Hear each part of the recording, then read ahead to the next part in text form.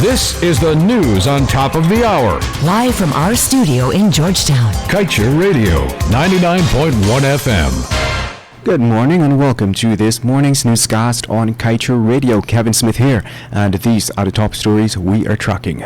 Another $34 million loan from IDB, part to help fix Petroleum Commission bill and new local content policy.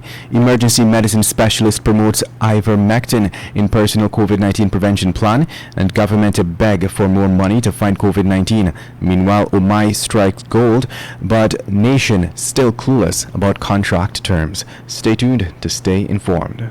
Reset, renew, and refresh with Harris Paints. Shop now and get 10% off select Ultima Plus paints. When you spend over $10,000, tip to win accessories and your share of $325,000 in cash. You can also win the grand prizes of 2-bedroom makeovers with free color consultation and a vanity, or a living room makeover with free color consultation and a 40-inch smart TV. Reset, renew, and refresh with Harris Paints. To change your world, Christmas with Harris. Kaieteur Radio, keeping you informed. Demerara and Essequibo 99.1 FM. Burbies 99.5 FM. Kaieteur Radio. And now for the news in detail. Guyana's request for a $34 million loan from the Inter-American Development Bank is still in the preparation stage. Meanwhile, the financial institution has already made it clear that a portion of it would be used to help the country get its Petroleum Commission bill and new local content policy in order. With respect to the Petroleum Commission bill, the Inter-American Development Bank has noted that Ghana needs to make urgent reforms to the current draft so as to ensure that the head of such a crucial body is empowered to act independently and is able to demand that stakeholders obey industry norms. While many are anxiously awaiting the arrival of a COVID-19 vaccine in this part of the world, some medical experts are convinced that there are other effective methods that are readily available to help combat the disease.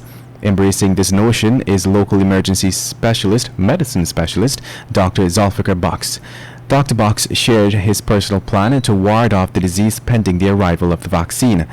Included in his plan is the use of a medication called ivermectin.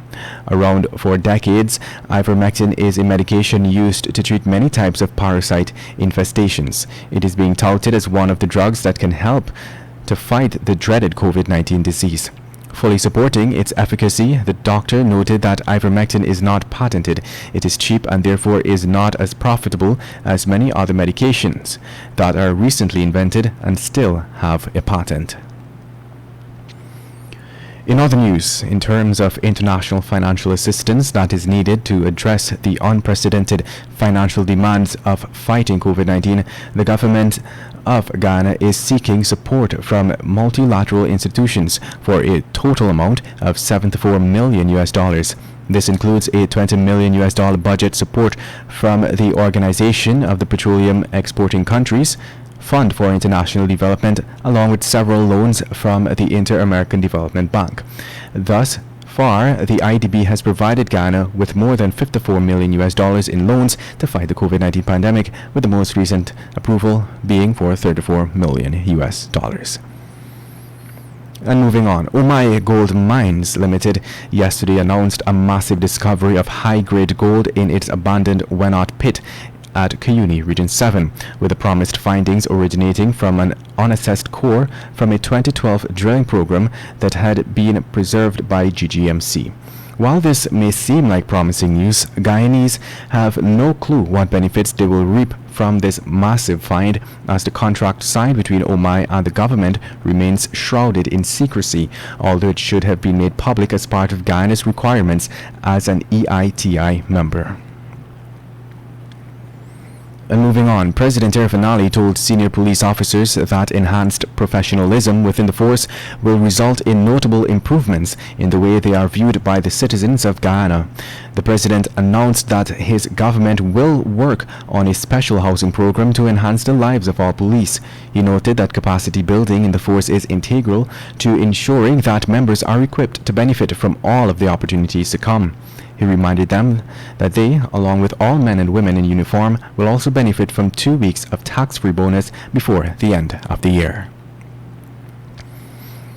In other news, 28-year-old Ruplal Ibrahim of Rosignol and West Coast Berbice, who has been described as a serial killer, has received 2 sentences of life in prison for his atrocities. Ibrahim, accused of committing murders since he was 16 years old, was facing 2 trials, one for a double murder and another. The murders occurred within a 7-day period back in 2016. He pleaded guilty to manslaughter on each occasion. In both cases, Justice Reynolds sentenced the accused to life in jail with a possibility of parole after spending 25 years in jail. He stated that the sentences are separate. The police were commended for the work they did in solving the crime. And moving on, a woman was killed on Tuesday after the car which she was traveling in crashed into a median along the McDoon Public Road, East Bank, Demerara. Dead is 33-year-old Amina Suklal of Providence. According to police, the crash took place around 22 hours 45. Injured are the driver of the car, identified as a 23-year-old member of the GTF, and another occupant, 26-year-old Alston Edwards. The car was reportedly heading towards Georgetown along the eastern lane of the Western Carriageway when the driver lost control of the car and slammed in the concrete median at McDoon. And finally, let's tell you a 93-year-old man and a 72-year-old woman are Guyana's latest COVID-19 deaths. Their deaths have pushed the COVID-19 death toll to 158. There are 43 newly recorded cases. The new total number of confirmed cases bring the total to 6,016. 630 patients are in home isolation, 36 are in institutional isolation, and 7 are in the COVID-19 ICU. And that's the news of the moment. Remember to get the full details of these stories, pick up a copy of the Kaieteur News. And don't forget, you can catch us on the MyTuner app as well as the Radio Garden app.